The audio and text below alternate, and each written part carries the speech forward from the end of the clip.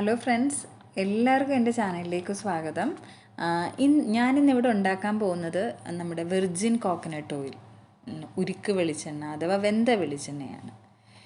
ഇതുണ്ടാക്കാനായിട്ട് innovative methods ഒരുപാടുണ്ട്. പക്ഷെ ഞാനിന്നിവിടെ ട്രഡീഷണൽ രീതിയിൽ തേങ്ങാപ്പാൽ തിളപ്പിച്ചെടുത്താണ് ഈ എണ്ണ ഉണ്ടാക്കാനായിട്ട് പോകുന്നത്.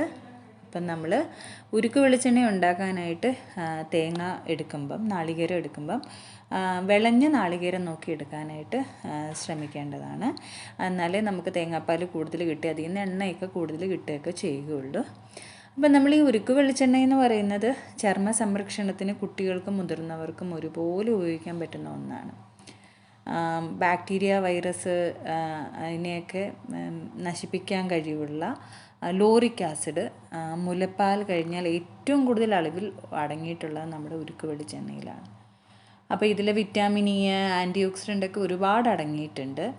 വരണ്ട ചർമ്മം ഉള്ളവർ ഇത് ശരീരത്തിൽ അപ്ലൈ ചെയ്യുന്നത് വളരെ നല്ലതാണ്.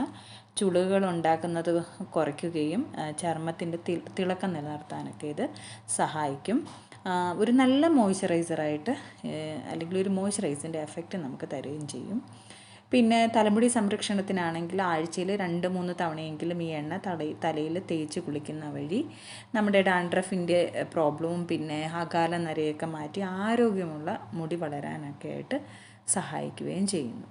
പിന്നെ സൗന്ദര്യ ഗുണങ്ങൾക്ക് പുറമെ ഒരുപാട് ഹെൽത്ത് ബെനിഫിറ്റ്സും കൂടെ തരുന്ന ഒന്നാണ് ഉരുക്ക് വെളിച്ചെണ്ണ. നേരത്തെ ഞാൻ പറഞ്ഞ പോലെ തന്നെ ലോറിക് ആസിഡ് ഒരുപാട് അളവിൽ അടങ്ങിയിട്ടുള്ള ഒരു വസ്തുവായതുകൊണ്ട് നമ്മുടെ ശരീരത്തിൻ്റെ ഇമ്മ്യൂൺ സിസ്റ്റത്തിനെയൊക്കെ ഒന്ന് സ്ട്രെങ്തൻ ചെയ്യാനൊക്കെ ഇത് കഴിക്കുക അല്ലെങ്കിൽ അപ്ലൈ ചെയ്യുന്ന വഴിയൊക്കെ നമുക്ക് ഗുണമുണ്ടാവാറുണ്ട്.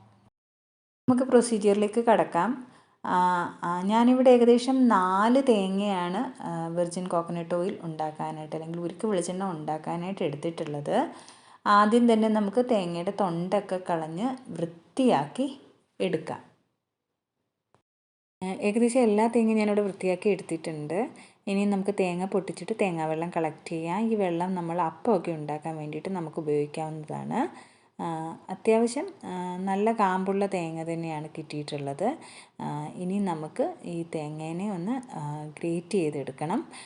ഞാനിവിടെ ഗ്രേറ്റ് ചെയ്യാനായിട്ട് നമ്മുടെ കേരളത്തിലെ ട്രഡീഷണൽ ആയിട്ടുള്ള ചിരവയാണ് ഉപയോഗിച്ചിട്ടുള്ളത്. നിങ്ങളുടെ കയ്യിൽ ചിരവയൊന്നും ഇല്ലയെന്നുണ്ടെങ്കിൽ തേങ്ങ പൊട്ടിച്ചിട്ട് അതിനെ ചെറിയ പീസാക്കിയിട്ട് മിക്സിയിലിട്ട് അടിച്ചിട്ട് വേണമെന്നുണ്ടെങ്കിൽ തേങ്ങാപ്പാൽ എടുക്കാവുന്നതാണ്. ഇപ്പം ഞാനിവിടെ ചിരവ ഉപയോഗിച്ചിട്ടാണ് തിരുമുന്നത്. തേങ്ങ മുഴുവൻ തിരുമ്മി എടുത്തതിന് ശേഷം നമുക്ക് ഇതിൽ നിന്ന് തേങ്ങാപ്പാൽ എടുക്കാവുന്നതാണ്. ഇപ്പോൾ ഏകദേശം ഞാൻ എല്ലാ തേങ്ങയും തിരുമ്മി കഴിഞ്ഞിട്ടുണ്ട്. ഇനി ഇതിനെ നമുക്കൊരു മിക്സിയുടെ ബൗളിൽ, ഇപ്പം നിങ്ങൾക്ക് സ്വയം കൈകൊണ്ട് എടുക്കുകയാണെങ്കിൽ കൈകൊണ്ട് തന്നെ എടുക്കാം. അതെന്ന് പറയുന്നത് നല്ല എക്സ്പേർട്ടൈസ് ആയിട്ടുള്ള ആൾക്കാരാണെങ്കിൽ കൈകൊണ്ട് തന്നെ നന്നായിട്ട് തേങ്ങാപ്പാൽ 2-3 തവണ നന്നായിട്ട് തിരുമ്മി തേങ്ങാപ്പാൽ എടുക്കാവുന്നതാണ്. അതല്ലാന്നുണ്ടെങ്കിൽ നമ്മൾ ഒന്ന് മിക്സിക്കകത്തോട്ടിട്ട് തേങ്ങാപ്പീരി ഇട്ടതിന് ശേഷം അതിൻ്റെ കൂടെ ചെറു ചൂടുവെള്ളം കൂടി ആഡ് ചെയ്തിട്ട് നമ്മൾ അടിച്ചെടുക്കുകയാണെന്നുണ്ടെങ്കിൽ നമുക്ക് മാക്സിമം പാൽ അതിൽ നിന്ന് റിമൂവ് ചെയ്തെടുക്കാനായിട്ട് സാധിക്കും.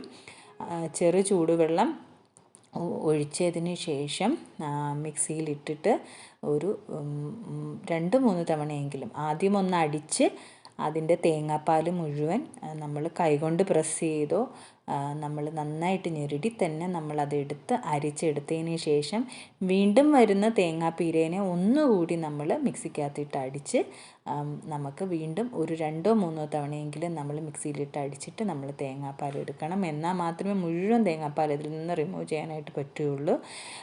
കൈകൊണ്ട് ഇതേ രീതിയിൽ നമ്മൾ നന്നായിട്ടൊന്ന് പ്രസ് ചെയ്തെടുക്കുകയാണെങ്കിൽ മാക്സിമം തേങ്ങാപ്പാൽ നമുക്ക് കിട്ടും. അതിനുശേഷം ഇതിനെ ഞാനൊരു അരിപ്പയിൽ ഒഴിച്ചിട്ട് അരിച്ചാണ് എടുക്കാനായിട്ട് പോകുന്നത്. ഇങ്ങനെ നമ്മൾ 2-3 തവണയെങ്കിലും മിക്സിയിലിട്ട് അടിച്ച് ഇതേ രീതിയിൽ നമ്മൾ നന്നായിട്ട് പ്രസ് ചെയ്തിട്ട് മുഴുവൻ തേങ്ങാപ്പാലും റിമൂവ് ചെയ്യുക. ഇവിടെ ഏകദേശം റിമൂവ് ചെയ്ത തേങ്ങാപ്പാലിനെ ഇനി നമുക്ക് ഒരു പാത്രത്തിൽ ഒഴിച്ച് നമുക്ക് ചൂടാക്കിയാണ് ഇതിൽ നിന്നിനിയും വെർജിൻ കോക്കനട്ട് ഓയിൽ ഉണ്ടാക്കാനായിട്ട് പോകുന്നത്. നിങ്ങളുടെ കയ്യിൽ കോപ്പർ ബോട്ടം, അതായത് എന്താ പറയുന്നത്, നമ്മുടെ നാട്ടിൽ പറയുന്ന പോലെ തന്നെ ഉരുളിയൊക്കെ ഉണ്ടെങ്കിൽ ഉരുളിയിൽ വെച്ചിട്ട് തിളപ്പിക്കുന്നതായിരിക്കും ഏറ്റവും നല്ലത്. എൻ്റെ കയ്യിൽ ഉരുളിയൊന്നും ഉണ്ടായിരുന്നില്ല. അപ്പോൾ എൻ്റെ കയ്യിലുള്ളത് ഈ ഒരു പാത്രമാണ്, സ്റ്റീലിൻ്റെ അലുമിനിയത്തിൻ്റെ ഒരു പാത്രമാണ്. ഇതിലാണ് ഞാൻ ഉണ്ടാക്കുന്നത്. ഇനി ഇത് വെച്ചതിന് ശേഷം നമ്മൾ തേങ്ങാപ്പാൽ ഒഴിച്ചതിന് ശേഷം നമ്മളൊരു മീഡിയം ഫ്ലെയിമിൽ വെച്ചിട്ട് ചൂടാക്കുമ്പോൾ ശ്രദ്ധിക്കേണ്ട ഒരു കാര്യം എന്ന് വെച്ച് കഴിഞ്ഞാൽ സ്പൂൺ വെച്ചിട്ട് ഇളക്കി കൊടുത്തുകൊണ്ടേയിരിക്കണം. നന്നായിട്ടൊന്ന് തിള വന്ന് കഴിയുമ്പോഴത്തേനും ഇത് തീയ് ലോ ഫ്ലെയിമിലേക്ക് ഇട്ടിട്ട് നന്നായിട്ട് ഇടയ്ക്കിടയ്ക്ക് ഇളക്കി കൊടുത്തുകൊണ്ടേയിരിക്കുക.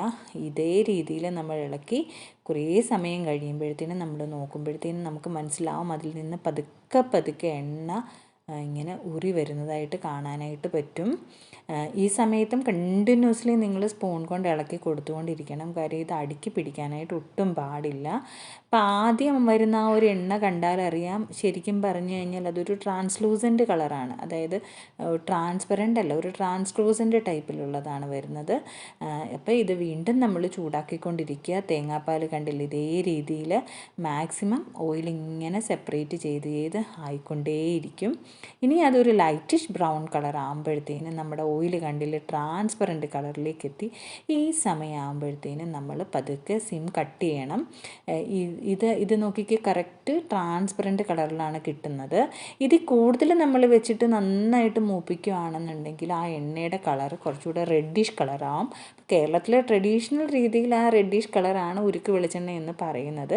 പക്ഷേ ഞാനിവിടെ കുറച്ചുകൂടെ നേരത്തെ തന്നെ ഫ്ലെയിം, അതായത് ഒരു ബ്രൗണിഷ്, ആ പീര ഒന്ന് ബ്രൗണിഷായി വരുമ്പോൾ തന്നെ ഞാൻ ആ ഓയിൽ തീ കട്ട് ഓഫ് ചെയ്തിട്ട് ഞാൻ ഓയിൽ പതുക്കെ തണുക്കാനായിട്ട് വെച്ചു.